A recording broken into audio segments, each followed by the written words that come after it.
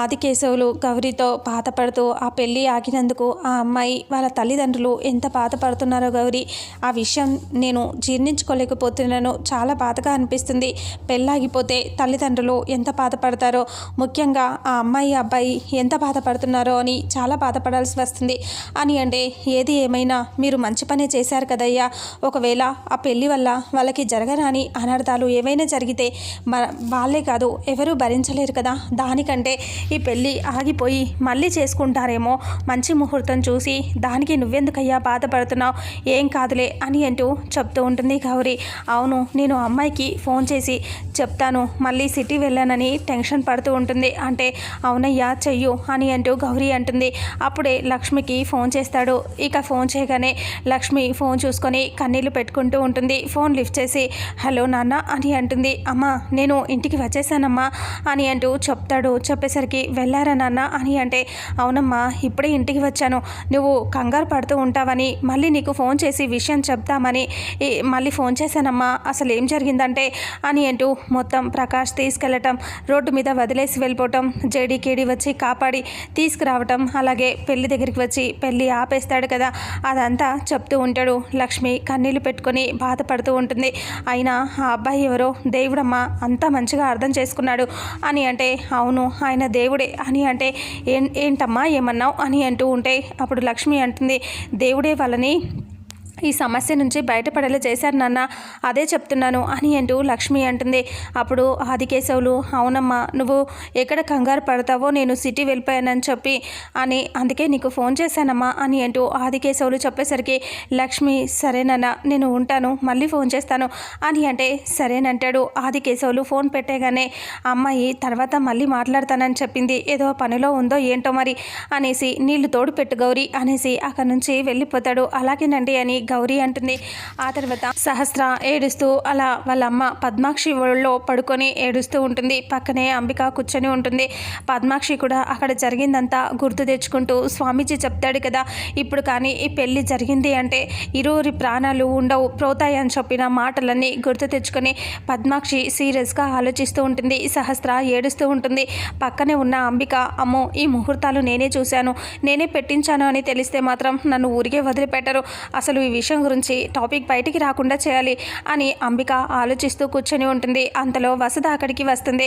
వసుధ వచ్చేసి అమ్మ సహస్ర ఇదిగో జ్యూస్ తీసుకో అని అంటూ జ్యూస్ ఇస్తే నాకేమీ వద్దు పిన్ని అని అంటూ ఏడుస్తూ ఉంటుంది. అలా ఏడుస్తూ పడుకుంటే ఎలా సహస్ర, అలా ఎందుకని ఏడుస్తూ బాధపడుతూనే ఉంటావు, ఏం కాదులే అని అంటూ వసుధ అంటుంది.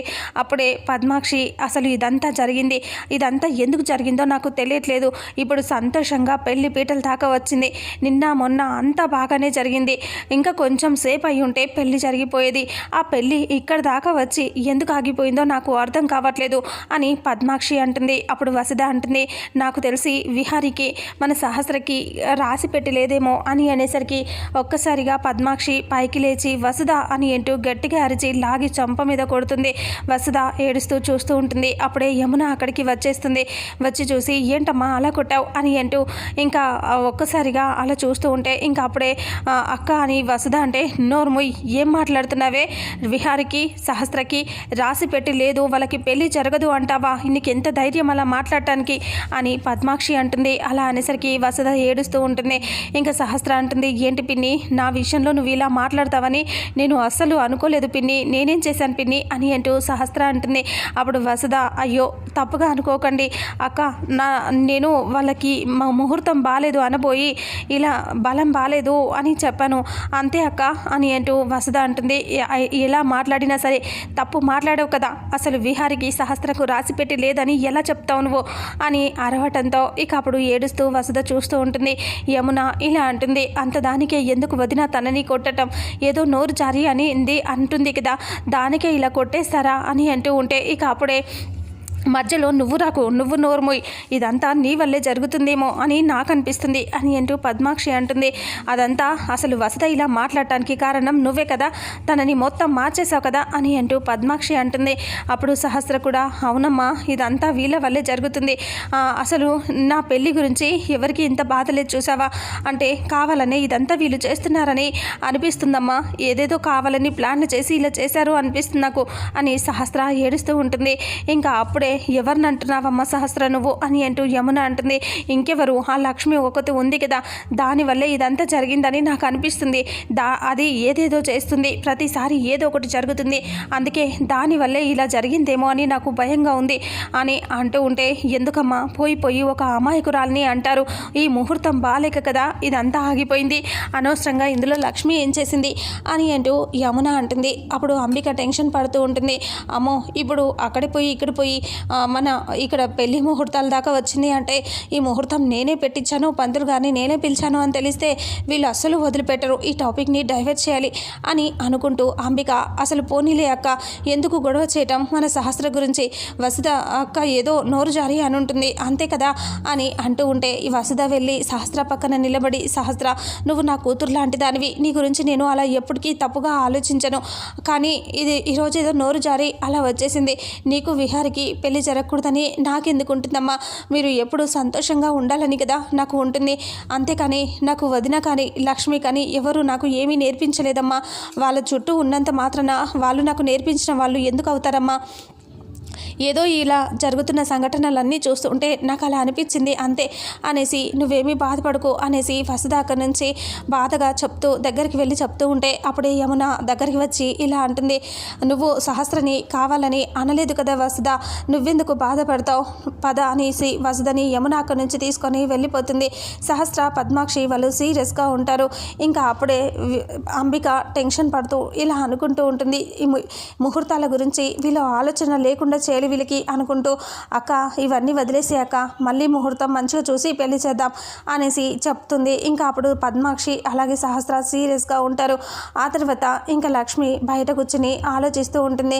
ఏం చేయాలో అర్థం కాక కన్నీళ్లు పెట్టుకుని ఏడుస్తూ ఉంటుంది. కాసేపటికి అక్కడ పెళ్లిలో జరిగిన డిస్టర్బెన్స్ అంతా గుర్తు తెచ్చుకుంటుంది.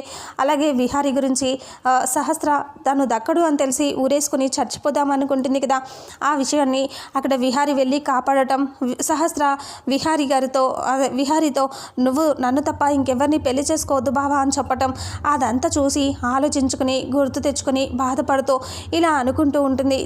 అనవసరంగా నేను ఇదంతా చేస్తున్నానా ఇక్కడ ఉండి అని లక్ష్మి బాధపడుతూ ఉంటుంది. సహస్ర చెప్పినట్టుగా విహారీ నిన్ను తప్ప ఎవరిని చేసుకోను అంటాడు కదా, అది గుర్తు తెచ్చుకొని లక్ష్మి ఏడుస్తూ ఉంటుంది. సడన్గా ముందు చూస్తే చందమామ కనిపిస్తుంది. చందమామని చూస్తూ ఇంకా రెండు చేతులు దగ్గరకు పట్టుకొని ఇలా చూస్తూ ఉంటే దోసిట్లో విహారీ కనిపిస్తూ ఉంటాడు. విహారీని చూస్తూ అలా కన్నీళ్లు పెట్టుకుంటూ నవ్వుతూ ఉన్న విహారీని చేతుల్లో చూసుకుంటూ మురిసిపోతూ ఉంటుంది. అంతలో విహారీ ఫ్రెండ్ మదన్ అక్కడికి వచ్చేస్తాడు. మదన్ అక్కడికి వచ్చి సడన్గా చూసేసరికి లక్ష్మి కనిపిస్తుంది. లక్ష్మిని చూడగానే హై నా డ్రీమ్ గర్ల్ ఇక్కడే ఉంది, ఏం చేస్తుందో పలకరిస్తాను అనేసి విహారీ ఫ్రెండ్ మదన్ అక్కడికి వచ్చేస్తాడు. హాయ్ అని అంటూ దగ్గరికి వస్తాడు. చెప్పండి మదన్ బాబు గారు అని అంటూ ఉంటే, ఏమన్నావు నన్ను అంటే మదన్ బాబు గారు అన్నాను అంటే, మదన్ బాబు గారు ఏంటి, కాల్ మీ ఓన్లీ మదన్ అని అంటాడు. లేదు మిమ్మల్ని మా విహారీ బాబు గారి ఫ్రెండ్ కాబట్టి నిన్ను అలాగే పిలుస్తాను నేను అని లక్ష్మి అంటుంది. నో నో నో అలా పిలవద్దు, నన్ను జస్ట్ మదన్ అని పిలువు చాలు అని అంటే, లేదు నేను అలా పిలవలేదు, కాకపోతే కనీసం మదన్ గారు అన్న పిలుస్తాను అని లక్ష్మి అంటే, వద్దు జస్ట్ మదన్ అని పిలువు, నాకు అలా పిలిస్తేనే ఇష్టం అని అంటే, అప్పుడే అది కాదు అని అంటూ చెప్తూ ఉంటే సడన్గా అక్కడ చందమామ కనిపిస్తుంది. చందమామని చూస్తూ లక్ష్మిని ప్రేమగా చూస్తూ ఉంటాడు. అప్పుడు లక్ష్మి అబ్జర్వ్ చేస్తూ ఉంటుంది. ఏంటి బాబు అలా చూస్తున్నారు అని అంటూ ఉంటే, చందమామని చూసి మళ్ళీ మంచి ఉదయాన్ని చూడాలి అంటుంటే, ఉదయం కాదు బాబు హృదయాలు ఉన్న అని అంటే, మంచి హృదయం ఉన్న మనిషిని చూస్తే చాలా మంచి జరుగుతుందంట కదా, అందుకే నేను చూస్తున్నా అని అంటాడు మదన్. అలా అనేసరికి లక్ష్మి నవ్వుతూ ఉంటుంది. అప్పుడే విహారీ అక్కడికి వచ్చేస్తాడు. రే హాయ్ రా అని అంటూ దగ్గరికి వచ్చేస్తాడు. అప్పుడే ఏంట్రా ఇక్కడ అని అంటే, ఇక్కడ చందమామని చూసి మంచి వాళ్ళని చూస్తే మంచి జరుగుతుందంట కదా, అందుకనే ఇక్కడ మన లక్ష్మితో మాట్లాడుతున్నా నేను అని అంటాడు. ఓ అవునా అని అంటూ విహారీ నవ్వుతూ పలకరిస్తాడు. ఇక అప్పుడే విహారితో మాట్లాడుతూ ఉండగానే ఫోన్ వస్తుంది. ఒక్క క్షణం కూడా నన్ను ఖాళీగా ఉండనివ్వదు. మళ్ళీ ఫోన్ చేస్తుంది. నేను మళ్ళీ వస్తా అని యూ గాయస్ కార్యాన్ని చెప్పి వెళ్ళిపోతాడు. ఇంకా అప్పుడే విహారి లక్ష్మి పక్కకు వచ్చి నిలబడి ఏంటి లక్ష్మి బాధగా ఉన్నావా అని అంటే, లేదు విహారి గారు నేనెందుకు అలా ఉంటాను, ఏం లేదు అని అంటూ ఉంటే అప్పుడే విహారి ఇలా అంటాడు, నువ్వు ఇలా ఇంట్లో ఉంటూ బాధపడుతూ కూర్చుంటావా అని అంటూ విహారి అంటాడు, ఇలా ఉండటం కంటే నువ్వు బిజీగా ఉండాలి, నువ్వు ఉద్యోగం చేయాలి, నీకు ఆఫీస్ నుంచి లెటర్ పంపిస్తాను, నువ్వు జాబ్లో జాయిన్ అవ్వాలి అని అంటే, ఇప్పుడు అవన్నీ ఎందుకులే విహారి గారు, నాకు అవన్నీ ఏమి వద్దు అని అంటూ లక్ష్మి అంటే, నువ్వు అలా అనకూడదు, నీకు అన్నీ నేను చెప్తాను కదా, నేను చెప్పినట్టు చెయ్యి అని అంటూ విహారి లక్ష్మితో మాట్లాడుతూ సరే గుడ్ నైట్ అని చెప్పి వెళ్ళిపోతాడు. లక్ష్మి కూడా ఉద్యోగానికి ఒప్పుకున్నాక గుడ్ నైట్ చెప్పి విహారి వెళ్ళిపోగానే లక్ష్మి కూడా ఆలోచిస్తూ వెళ్ళిపోతుంది. ఆ తర్వాత ఇక ఇంట్లో అందరూ కూడా కూర్చొని ఉంటారు. సహస్ర కూడా అక్కడికి వచ్చి కూర్చొని మాట్లాడుతూ ఉంటుంది. ఇక లక్ష్మి వచ్చి సహస్రకి జ్యూస్ ఇస్తుంది. పక్కనే ఉన్న అందరూ కూడా చూస్తూ ఆలోచిస్తూ మాట్లాడుకుంటూ ఉంటారు. అప్పుడే లెటర్ వస్తుంది ఇంటికి. అది రాగానే పద్మాక్షి వెళ్ళి తీసుకుంటుంది. ఆఫీస్ నుంచి జాబ్ అపాయింట్మెంట్ లెటర్ అని అంటే, అవునా అని చెప్పి నేను ఇస్తాను నువ్వు వెళ్ళు అని పద్మాక్షి చెప్తుంది. ఇంకా అప్పుడు పద్మాక్షి అది తీసుకొని ఓపెన్ చేసి చూస్తూ ఉంటే, సహస్ర ఎవరికమ్మా అంటే చూస్తున్నానుండు అని చూస్తూ ఉంటుంది. లక్ష్మి టెన్షన్ పడుతూ ఉంటుంది. ఇక విహారి పైనుంచి వస్తూ ఉంటాడు. లక్ష్మి పేరు చూడగానే పద్మాక్షికి చాలా సీరియస్గా కోపం వచ్చేసి గట్టిగా అరిచేస్తుంది. విహారి మీద మొహం మీద పేపర్ పడేసి ఇలా అంటుంది, ఏంటి విహారి ఇది, ఇలాగేనా నువ్వు చేసేది అని అంటూ అరవటంతో అప్పుడు విహారి నేనేం చేశాను అని అంటూ ఉంటే, ఇదేంటి ఇంట్లో పెట్టుకున్నది సరిపోక ఇప్పుడు ఆఫీస్లో కూడా దీన్ని నెత్తిన పెట్టుకుందామని చూస్తున్నావా అని అంటూ గట్టిగా అరుస్తుంది. అప్పుడే విహారి అలా చూస్తూ ఉంటాడు. ఇంకా పద్మాక్షి గట్టిగా అరుస్తూ ఉంటుంది. ఇక ఇంతటితో ఇవాళ ఎపిసోడ్ ఎండ్ అవుతుంది.